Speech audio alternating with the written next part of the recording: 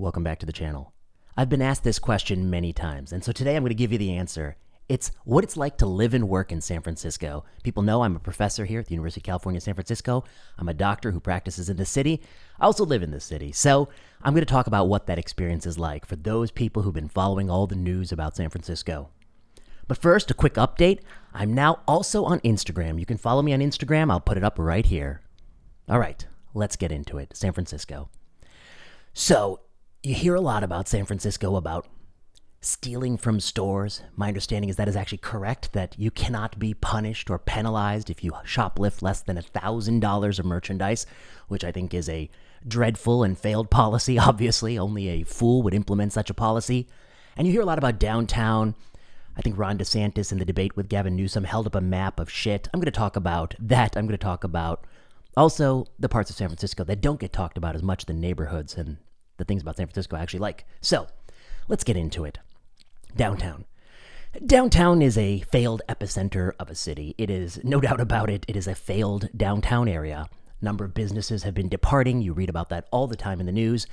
There is a huge amount of homeless population in the downtown area. The city does nothing about it except for, it's true, when Xi Jinping and the Pacific Conference came to town, then they in fact cleaned the entire downtown up. They moved everyone away for a little bit of time. They cleaned all the feces off the sidewalk, but then the moment the conference is over, it all creeps back in. There's a flagship IKEA store downtown, which is actually a terrific store. Inside is immaculate. It's got everything you need in a city IKEA. But if you walk around that store, as I did recently, you have to step over many piles of shit. And I think that's terrible. How can a city allow so much feces on the sidewalk? Okay, I think it's absolutely a marker of a failed policy and a failed leadership structure that happens. I've tweeted before on my walk to work. I walk to San Francisco General Hospital where I practice medicine. As I get closer to the hospital, in those blocks right around it, you have to be constantly vigilant that you don't step in feces. And you're lucky if it's a dog's, because much more often it's human shit. Once, I unfortunately was walking around and I did in fact step in a big pile of shit. And what did I do about it? I walked totally irritated as close as I could to where I live. Then I took my shoes off and I threw them in the trash can, and that's goodbye to that pair of shoes. And I walked in barefoot, basically, the last few steps, because I don't want those shoes anywhere in my house. So what can I say? The fact that the downtown has failed, that businesses are leaving, the fact that there is so much homelessness, so much feces on the sidewalk, I think that is a marker of a failed leadership structure.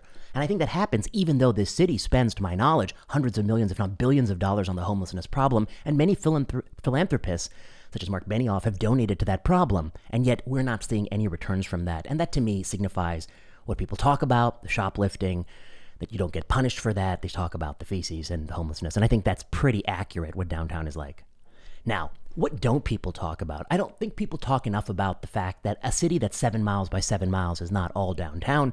There's lots and lots of neighborhoods. And most of us who live and work in the city, we don't go downtown at all. We spend all of our time in the neighborhoods. The neighborhoods are often spectacular.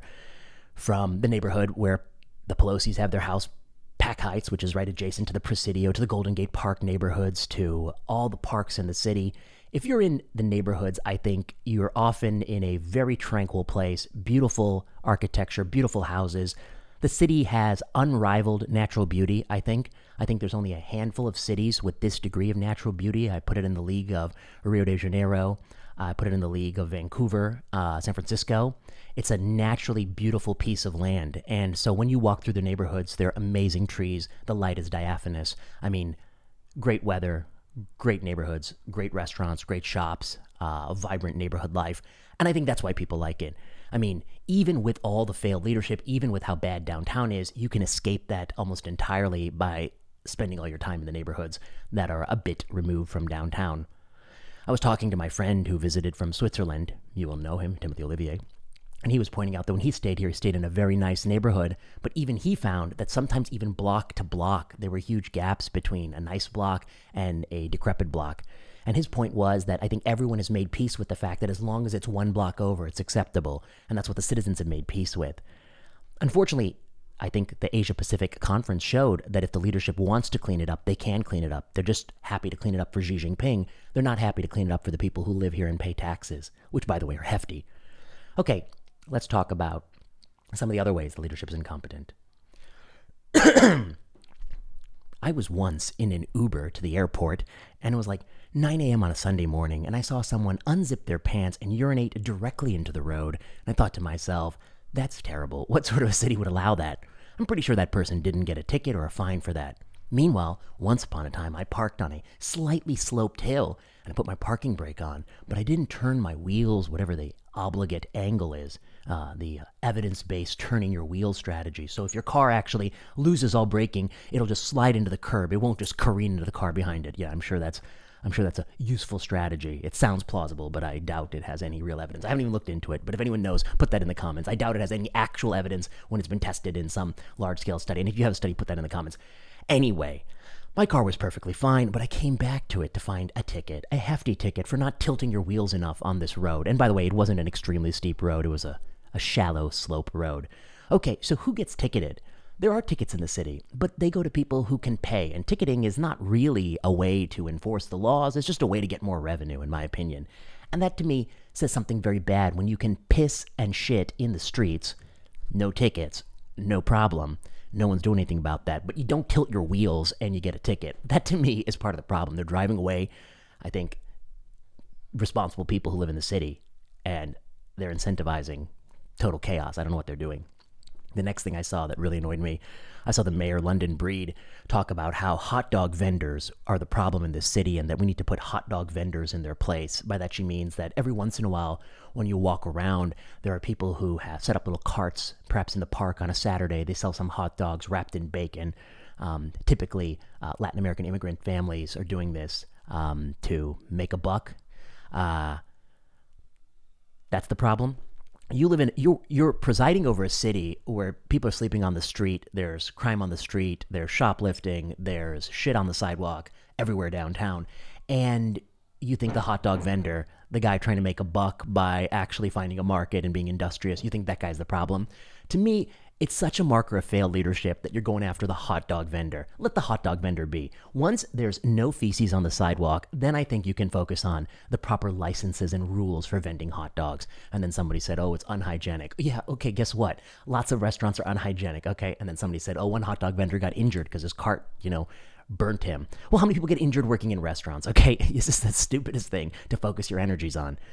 In some busy parks, there are people come by selling water. They're selling ice cream, okay? You don't need to police all that. I think one good thing about this city is that I don't see people policing open container laws. So I see people in the park drinking wine and beer all the time, smoking marijuana. I think that's fine. I think that's acceptable. Don't police those laws. Those laws don't make much sense to me as long as people aren't disorderly, etc. But the feces, that does bother me. All right, what about working in the city? My job's in the city. I got to work in the city. What can you say about that?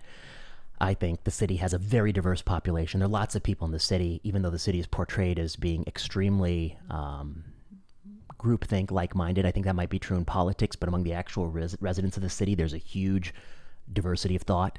I think the city has great restaurants. The city has great ethnic food. The hospitals are great. I'm glad to work at the one I do work in, where we take care of underserved people who don't have a lot of resources, and sometimes immigrants. That, to me, is very rewarding. I think that, I could do a whole video on academic medicine and what it's like. I think that when you start your career, I'm in my 9th year as an attending, when you start your career, you think, oh, look at all these things that could be better. Eventually, you work in enough places where you know that, hey, there's always going to be some things that suck. Just ignore that. Focus on what you want to do and, don't let anything get in your way. And that, to me, is my philosophy. So I don't have any problems when it comes to work and the work facilities, etc. I do have problems with some of their ridiculous policies, like the perpetual masking in the lobbies for another 100 years because they have no credible data to support that policy, but they put the Fauci bobblehead doll on their car and then they pray to it every morning when they put their useless, thin, woven surgical mask on and walk through the lobby, but only to take it off to drink coffee and talk to people and with piss poor compliance because nobody wants to do it.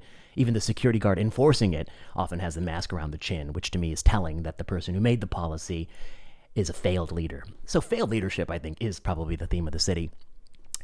If the city didn't have this natural beauty, if the city didn't have these hills, this weather, the beaches, the Golden Gate Bridge, if it didn't have this natural beauty, it would have sunk. I mean, the natural beauty is the thing that allows the leaders to be so incompetent and not have everybody with any bit of means leave.